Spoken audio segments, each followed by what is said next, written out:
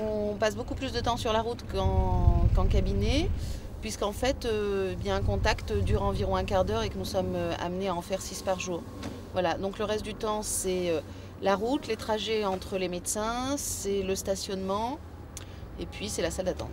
Le métier de la visite médicale consiste à présenter, donc déjà à représenter un laboratoire pharmaceutique et à présenter ses produits auprès des médecins généralistes et enfin d'amener le médecin à les prescrire plutôt qu'un autre pour pouvoir faire augmenter le chiffre d'affaires du laboratoire. Les points négatifs, je dirais qu'il y en a pas énormément, mais il y en a comme dans tout métier.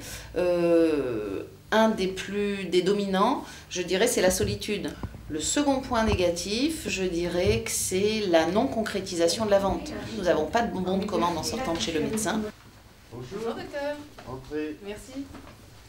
Ce que j'adore dans ce métier, c'est d'abord le contact. Alors j'aime bien avoir un contact avec des gens très intéressants puisque ce sont des médecins auxquels nous avons affaire et puis surtout avec une certaine indépendance puisque nous sommes en fait responsables entièrement de notre secteur et donc responsable de l'organisation des ventes, etc. De nos visites. Un applicateur qui permet directement d'appliquer en fait la lotion sur les lésions.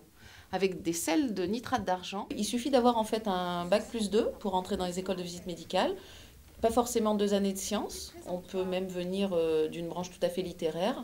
Et puis faire surtout une école de visite médicale parce que le diplôme d'État est aujourd'hui donc imposé par la réglementation de laboratoire. Donc la pharmacie, en fait, c'est un outil qui va me permettre de concrétiser la prescription et de voir si le médecin prescrit ou ne prescrit pas mes produits.